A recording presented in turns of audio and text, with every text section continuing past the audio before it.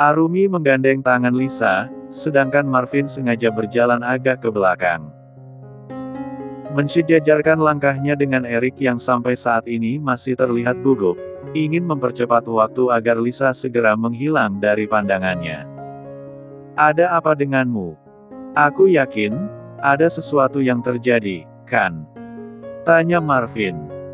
Gelagat anehmu sudah memperjelas semuanya. Biasanya, kau tidak seperti ini, ucap Marvin, semakin memojokkan Erik dalam lubang kecemasan. Sengaja Marvin bergurau, dia ingin melihat sikap berbeda Erik. Tuan, jangan asal-asalan bicara. Gelagat aneh apa yang Anda katakan itu? Sangkal Erik, tentu dia tidak akan mau mengakui. Jika Marvin sampai tahu dia hampir terjerumus dalam kubangan yang dibuat Patra, maka Marvin pasti akan sangat kecewa sekali. Selama ini, Erik selalu menerapkan cara hidup sehat Marvin.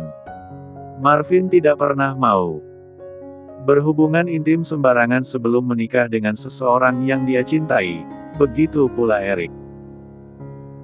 Namun, ada sebuah kejadian yang membuat Erik takut untuk mempermainkan wanita, hal itu pula lah yang dijadikan landasan alasan untuk dirinya, menanamkan alasan itu sedalam mungkin dalam hati dan pikirannya agar tidak pernah lupa dengan tekadnya sendiri. Makanya, Erik lebih suka meleburkan diri dalam pekerjaan. Menyibukkan diri dalam semua urusan agar tak memikirkan percintaan yang ujung-ujungnya akan menyakitkan wanita. Namun, ada kalanya Erik juga bosan dan jengah dengan pekerjaan yang tidak berkesudahan. Kemarin puncaknya, hampir saja Erik terjerumus ke dalam kubangan hitam sahabatnya, Patra. Di dalam, Arumi dan Lisa sedang berbincang di dalam ruangan Arumi. Saya menunggu di sini saja, Tuan, ucap Erik, menolak masuk karena ada seseorang yang paling dia hindari. Jangankan bertemu, saling kontak mata saja dia enggan. Kenapa? Nanti semua rencana yang sudah disusun istriku runyam karena kamu kelihatan oleh mereka. Lebih baik masuk saja dan bersembunyi di dalam, tukas Marvin. Baiklah. Erik tidak bisa menolak kemauan Marvin. 10 menit kemudian, Nathan masuk dengan membawa kabar kalau Vena, Renata, dan juga sekretaris Vena sudah berada datang ke kantor dan mau menemui Arumi. Ayo kita temui mereka sekarang, ucap Arumi pada Nathan. Baik, Nona. Arumi dan Nathan datang ke ruang tunggu, tempat di mana Vena, Renata, dan juga sekretaris Vena menunggu. Tak. Suara langkah kaki Arumi terdengar nyaring, mengalihkan tatapan ketiga wanita yang sedang menunggu tersebut. Kantor kecil ini membuatku merasa pengap. Bahkan, untuk tamu penting seperti kami saja harus menunggu di ruangan kecil ini, sindir Renata, mengibas-ngibaskan tangannya di depan wajah. Arumi tidak peduli. Dia duduk di depan ketiga orang itu, Nathan berdiri di samping Arumi. Mau apa kalian datang ke sini? Arumi bertanya dengan wajah yang tidak menunjukkan keramahan sama sekali. Tidak perlu sok cuek seperti itu. Kami datang untuk membantumu mengatasi perusahaanmu yang sedang bermasalah, sinis Vena, melemparkan sebuah berkas ke atas meja di depan Arumi. Membantu. Arumi mengerutkan dahinya, pura-pura tidak mengerti dengan maksud Vena. Padahal, dia tahu jelas mengapa ketiga orang itu datang. Lihat saja. Kamu mau bekerja sama dengan perusahaan kecil ini, hitung-hitungan untuk membantu semuanya. Ketus Vena, melipat tangannya di dada sambil tersenyum dengan Renata. Arumi mengambil berkas yang Vena campakkan hanya membukanya sedikit kemudian kembali mencampakkan berkas itu dengan lebih keras. Tentu saja, hal itu memicu kemarahan Vena juga Renata. Kedua wanita berbeda usia tersebut merasa tidak dihargai hingga mudah tersulut emosi secepat api menyambar bahan bakar. Apa maksudmu bersikap seperti ini? Kau tidak menghargai kebaikan kami. Arumi, jangan berlagak. Meski suamimu pemilik perusahaan ternama, bukan berarti dia bisa membantumu seenaknya. Justru, kamilah yang berbaik hati untuk membantu dan merangkulmu. Kecam Renata, dia menegakkan tubuhnya dan menatap tajam pada Arumi yang masih tak berkutik. Tapi, aku tidak akan bekerja sama dengan seorang tersangka. Ucap Arumi, tatapannya begitu datar hingga Renata dan Vena mulai ketakutan luar biasa. Apa maksudmu? Tersangka? Apa? Tanya Renata seolah tidak mengerti. Dia saling berpandangan dengan Vena yang ikut mengendikkan bahunya. Aku tahu, kalianlah yang menjadi dalang di balik kejadian ini, ucap Arumi, memberikan paham pada Renata dan juga Vena. Mendengar ucapan Arumi, Renata dan Vena membeliak. Renata langsung berdiri, menepis semua yang dikatakan Arumi yang dianggapnya sebagai tuduhan tanpa bukti. Jangan sembarangan menuduh, iya. Ucap Renata. Sembarangan menuduh. Cuma kalian sendirilah yang tahu aku sembarangan menuduh atau tidak, ucap Arumi, tersenyum sinis. Jangan mentang-mentang kau membenciku sebagai mantan tunangan suamimu, kau bisa seenaknya menuduhku dan mamaku. Aku dan mama datang ke sini dengan niat baik, tapi kau malah menyalahpahaminya. Renata berteriak kencang sampai urat-urat di lehernya terlihat menonjol. Ma, ayo kita pergi saja. Kita tidak disambut baik di sini. Vena mengangguk. Sekretarisnya mengambil berkas yang tadi mereka bawa. Saat Renata baru mau meraih handle pintu, tiba-tiba pintu terbuka dan beberapa orang wartawan pun sudah masuk dan mendesak Renata dan juga Vena sampai ke tembok. Mereka mencecari Renata dan juga Vena dengan banyak pertanyaan. Nona Renata, benarkah Anda yang berada di balik kasus fitnahan barang-barang tak berkualitas kemarin? Tolong penjelasannya. Mana mungkin. Kalian jangan percaya dengan omongan wanita itu. Dia sengaja menjelekkan namaku karena memang membenciku. Kalian tahu sendiri, aku ini mantan tunangan Marvin, elak Renata gelagapan. Tapi, banyak sekali bukti yang menjurus kalau memang Anda dan Ibu Vena lah pelakunya, ucap seorang wartawan. Kalian jangan sembarangan menuduh, iya. Justru, kami datang ke sini dengan niat baik mau membantu. Tapi, niat baik kamu ditolak mentah-mentah oleh Arumi. Jadi, ya kami tidak mau memaksa. Vena angkat bicara, tentu dia tetap membela Renata. Menyingkirlah. Kami mau pulang. Renata menggeser kasar beberapa orang wartawan yang menghalangi jalannya. Namun, tampaknya para wartawan itu enggan untuk memberikan jalan.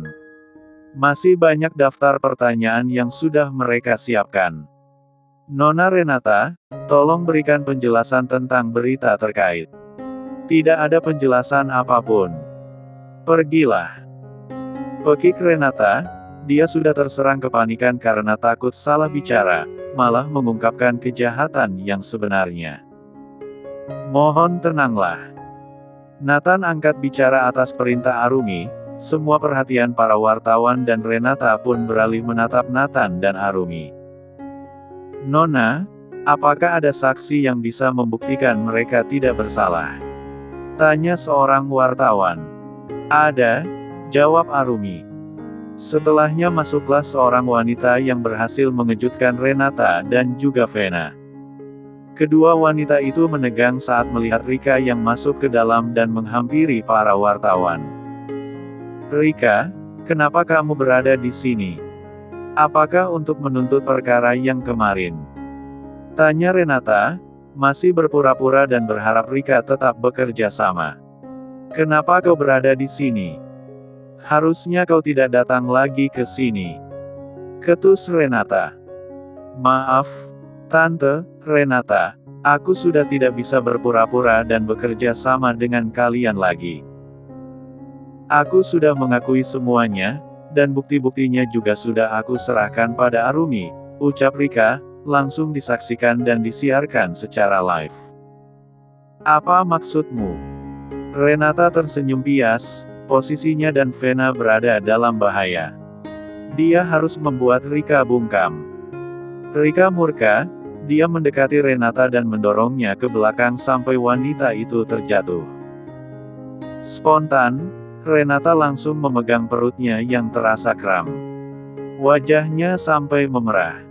Aku memfitnah Surya Galaksi atas perintah dari kalian. Jadi, stoplah berpura-pura. Kalian sudah menghancurkan karirku. Karena permasalahan itu, aku dipecat dari MN Group dan hampir dipenjarakan. Teriak Rika, melampiaskan semua amarahnya yang beberapa ini sudah dipendam dalam hati. Sontak, semua wartawan beralih pada Rika. Mengerubungi Rika sampai wanita itu engap dan sesak. Vena melirik ke arah wartawan, secercah senyumannya pun terbit. Dia memanfaatkan kesempatan itu untuk melarikan diri. Re, kamu tidak apa-apa, kan? Masih kuat berjalan. Ayo, ini kesempatan kita melarikan diri. Bisik Vena pada putrinya yang sedang mengeram kesakitan. Aku tidak kuat. Rasanya sakit sekali. Ucap Renata. Ini kesempatan kita, Re. Kalau kita tidak segera pergi dari sini, kita akan mendapatkan masalah, desak Vena. Dia meminta sekretarisnya untuk membopong Renata. Baru saja Renata dan Vena mengambil langkah, Marvin, Erik, dan Lisa berdiri di depan pintu, menghalangi jalan dengan tubuh mereka. Mau kemana kalian? Tanya Erik, tatapannya begitu tajam. Kalian memanfaatkan keadaan dan mau melarikan diri, kan? Tuding Erik. Tidak. Kalian jangan asal-asalan menuduh, ya. Lihat, Renata sedang kesakitan karena ditolak oleh wanita jalang itu. Aku harus segera membawanya ke rumah sakit. Sangkal Vena. Sakit. Renata kembali merintih. Lihatlah. Dia benar-benar kesakitan. Renata menangis, sakitnya bukan bagian dari aktingnya. Tetapi, memang murni. Erik, bawa Renata ke rumah sakit. Dan, bawa Tante Vena ke kantor polisi. Titah Marvin, membuat Vena kaget setengah mati. Apa? Ke kantor polisi? Aku tidak mau dipenjara. Vena semakin menguatkan pegangannya pada Renata yang sejak tadi terus menggumamkan sakit. Walaupun tahu Renata jahat pada-padanya, Arumi merasa iba melihat keadaan Renata saat ini. Terlebih, saat ini ada dua nyawa yang sedang dipertaruhkan keselamatannya. Kenapa kamu menolak Renata? Dia sedang hamil. Bagaimana jika terjadi sesuatu dengan bayi yang ada di dalam kandungannya? Nathan kesal pada Rika. Namun, wanita itu seolah tak terima disalahkan, dia terlihat tidak peduli sama sekali dengan keadaan Renata. Kenapa menyalahkan aku? Salahkan dirinya sendiri yang terlalu jahat.